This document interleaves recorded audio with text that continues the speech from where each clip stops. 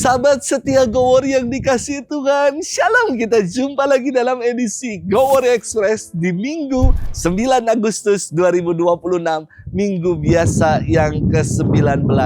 Sahabat setia Go Warrior sekalian yang dikasihi Tuhan, dalam hidup pasti kita pernah mengalami yang namanya bimbang dan ragu.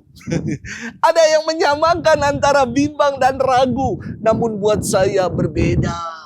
Ragu-ragu lebih condong melibatkan pemikiran logis ketika orang sukar menentukan pilihan antara ini dan itu. Sementara bimbang lebih melibatkan perasaan atau suasana hati yang diliputi kecemasan, kekhawatiran, dan ketakutan. Itulah bimbang. Jadi, kalau setelah misa nanti kita bingung mau makan apa, ini namanya ragu-ragu, bukan bimbang. Firman Tuhan hari ini saya kira dekat sekali dengan peristiwa hidup kita. Terkadang kita menjadi pribadi yang bimbang, takut seperti para murid juga Petrus.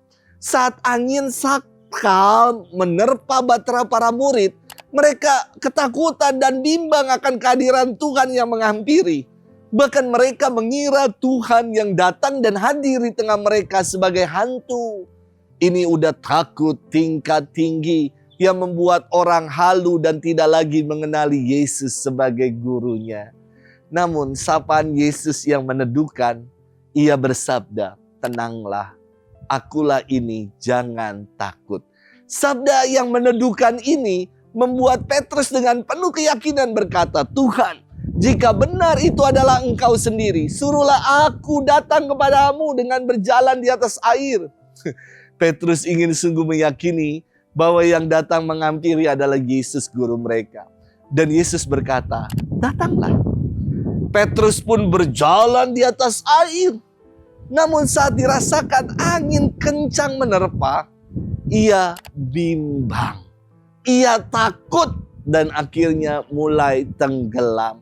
Maka ia berteriak, "Tuhan, tolonglah aku." Dan Yesus mengulurkan tangannya memegang dia sambil berkata, "Orang kurang percaya, mengapa engkau bimbang?" Sabda ini dalam sekali.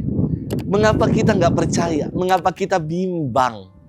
Sahabat setia Go Warrior yang dikasihi Tuhan, badai kehidupan kerap seperti angin sakal yang akan membuat kita takut dan bimbang.